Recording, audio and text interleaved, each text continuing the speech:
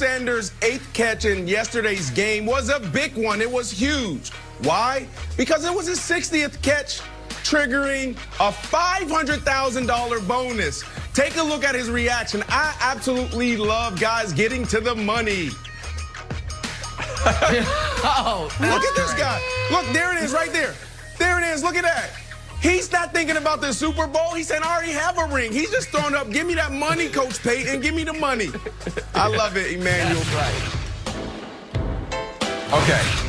Jimbo Fisher wins the game. Here comes the Gatorade bath. Nope, I'm out of here. Later claims that he pulled a hamstring. They give it another shot in the end zone. They miss him again. So I have two problems here. The first one is this. To the players. You got to do it before the clock runs out. One player has to go over, have an emotional moment, blammo, out with the Gatorade. Number two, to Jimbo Fisher. This is like Christmas when you get maybe a book that you already have. If you open it up and instead of saying, I already read this or I already have it, just let it happen. It's not for you. It's for the person who gave it to you. So just let them Gatorade down to you. Let the players do it. Oh, I love it. What value is it to running away and robbing a memory? Get doused, and you also, I don't even think you're wearing a cotton thing. You're water resistant. It's also why A&M didn't deserve to be in the playoff. They can't even catch their own coach. All right, let's go on a time warp with me. Before the year, Kyrie Irving's like, hey, finally a teammate who can hit a game-winning shot, unlike that bum LeBron James. So then you fast forward, game 3. The Nets are red hot. They're 2-0. They're great. They're everyone's pick. Kyrie's like, hey, KD, you can hit a game-winning shot. I trust you. KD, clang, clang, they lose. Now things aren't as good. Week and a half later, they've lost 3 of 4. Another opportunity for a game winner. Kyrie says, no, no, no, that's my shot. Clang, clang. KD says, oh, I'm going to have a chance to redeem myself. Yes! Oh, no. Okay, so a couple lessons here. One is KD 0 for 2 on game winners this year. That ain't great. Lesson 2, the Nets all of a sudden lost 4 or 5. That ain't great. Lesson 3, Kyrie's taking all of these from now on, and in fact, he's just going to dribble down until there's 1 second left so there's not an opportunity for anyone else to miss. Just want everyone to know what's going on with those red-hot 3 and 4 Brooklyn Leave my Nets alone. Leave them alone. All right, so I'm watching the game last night, and Washington scores this great touchdown. Logan Thomas goes up, climbs the ladder, grabs the ball. Unbelievable Logan Thomas catch. I absolutely love the touchdown. I looked to Steph and I said, remember that show, Hogan's Heroes? More like Logan's Heroes. What? Oh, what? Jenna, what? What? And Stephanie says to me, don't make that joke on the show. And I said, make that joke on the show? Are you insane? I wouldn't make that joke on the show. I'd be high-fiving myself. Nobody laughs at me on the show. And then Terry McLaurin does this. He's right there. He's got to high-five himself. Terry's my people. He's the Jenna Wolf of the Washington football team. He's got to celebrate alone. I love this guy. Terry and McLaurin, so with that, and thank you for speaking through my 4 things, I will say Hogan's Heroes, more like Logan's Heroes. They're just going to make the joke anyway and celebrate myself. Love it. Keep going. Well, you guys were all fired up during that read. Man. The other standout storyline from yesterday in the NFL, Derrick Henry. God, he was in such a rush this season. Rushed for 250 yards and 2 scores yesterday to help the Titans beat the Texans and win the AFC South. Rushed for 2,000 yards this season, just the 8th player ever to do that. Rush, rush, rush. Where's he going? I never know where he's going. Brandon, what was your reaction to Derrick Henry joining the 2,000-yard club? Yeah, look, Derrick Henry is the MVP, all right? And if he's not, it's time for us to change the way. It's time for us to change the name of this award to the quarterback award, all right? And then we also have to change our approach to how we talk about the MVP. There is only 2 people in the history of the game that's done this the way he's done it.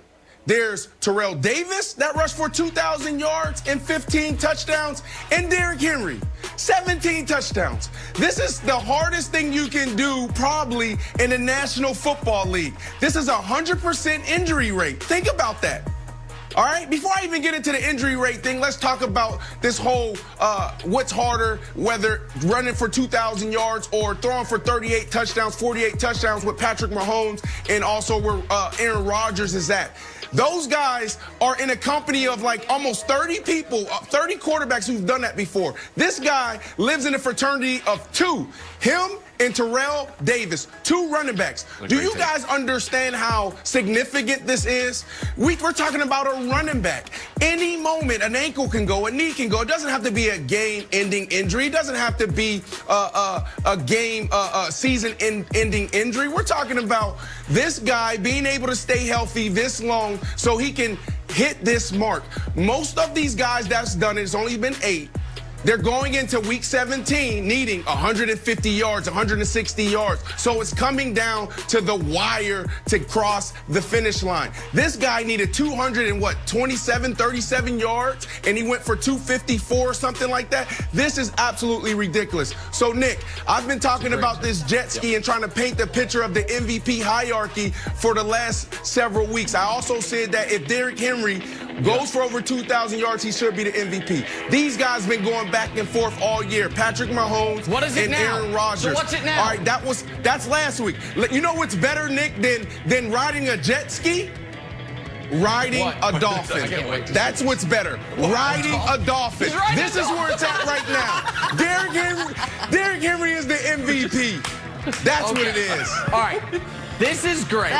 This is all great. Fantastic. And here's what I'll tell you, Brandon. Riding a big fat dog. He's right about that. You've seen a lot of people ride jet skis. Don't see many people ride dolphins. It's a great take. I'm going to meet you halfway, Brandon Marshall. Patrick Mahomes is the MVP. However, he's not going to win it. He's not going to win it. There's a weird thing in the NFL where if you're so good through 14 games, you don't really have to play the 15th or 16th game. They use it against you. I didn't know it was in the bylaws, but that's what happened. So, if it's not going to be Mahomes, it certainly shouldn't be a quarterback who's just like Mahomes, just worse than him. Derrick Henry makes more sense than Aaron Rodgers, who is going to win it. Because if it is... There's two points that you didn't make just to elaborate on it. One is the V in MVP, valuable. The last 7 weeks, the Titans are 5-2.